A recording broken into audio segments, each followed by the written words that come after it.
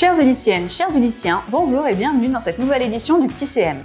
Ce soir, moins de 10 délibérations seront votées en conseil municipal, nous allons en décrypter 3. Ce soir, la première délibération portera sur les maisons pour tous qui demandent officiellement la reconnaissance de gestion institutionnelle par la Fédération des centres sociaux et socioculturels de France. Petit rappel, nos 2 maisons pour tous sont des centres sociaux portés par les habitants, où les professionnels sont là pour faire avec le public et non pas à sa place. Les MPT des Amours et de Courdimanche accueillent les habitants de tous âges et tous horizons, même si une attention particulière est apportée au public connaissant des difficultés économiques ou sociales.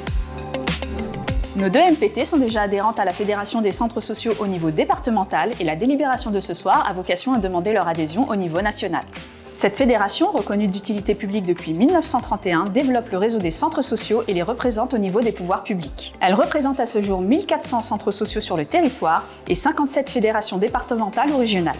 La fédération apporte son aide dans l'animation, le développement, la représentation et la prospection.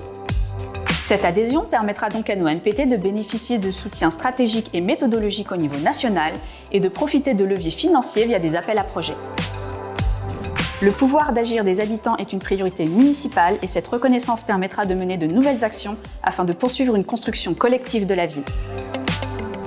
Parlons à présent d'inclusion puisque le rapport 2022 de la Commission communale pour l'accessibilité va être présenté au CM.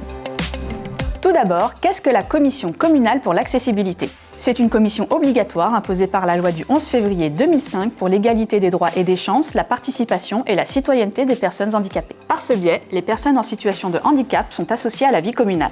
Cette commission, qui a été créée aux Ulysses le 24 septembre 2020, comprend des élus, des associations, des usagers, des bailleurs ou encore des représentants de l'emploi. Elle a pour mission de dresser annuellement le constat d'accessibilité des bâtiments, de la voirie, des espaces publics et des transports. La commission se réunit 2 fois par an. Aux Ulysses, la volonté de la municipalité en place va plus loin que cette compétence obligatoire. Les élus ont souhaité proposer une démarche plus ouverte et participative. La Commission pour l'accessibilité a donc pour autre objectif de faire évoluer les droits des personnes en situation de handicap, qu'il s'agisse de droit du travail, droit au loisir, du droit à l'autonomie, du droit au logement et bien d'autres. Au dernier trimestre 2022, la Commission a donc formé 4 groupes de travail pour essayer de trouver des solutions opérationnelles et améliorer ces points. Parmi les nombreuses idées émises, on peut noter la mise en place de feux sonores pour les non ou malvoyants, le développement de l'habitat inclusif pour les personnes avec un handicap psychique, la formation des agents d'accueil à la surdité, ou encore le développement d'un nouvel accès à Boris Vian pour les personnes en fauteuil roulant.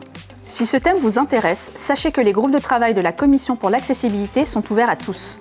Pour y participer, il vous suffit de contacter le pôle inclusion au numéro qui s'affiche sur votre écran. Pour terminer, nous parlerons de solidarité et de relations internationales. Vous le savez, de graves séismes ont frappé la Turquie et la Syrie depuis le 6 février dernier, faisant plus de 40 000 victimes. Ce chiffre ne cesse d'augmenter et dans ce contexte, la municipalité a décidé d'apporter son aide. Les dégâts sont nombreux et des milliers de personnes se retrouvent aujourd'hui sans abri. Dans ce contexte, la ville des Ulysses a décidé de participer au fonds de solidarité mis en place par Cité Unifrance.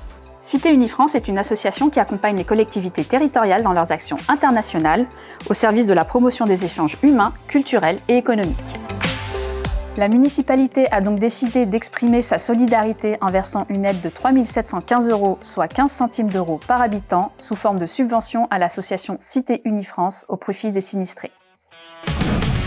Et voilà, c'en est terminé de ce petit CM. Vous pouvez maintenant suivre en direct votre séance du conseil municipal. Prochain rendez-vous le 13 avril. À bientôt!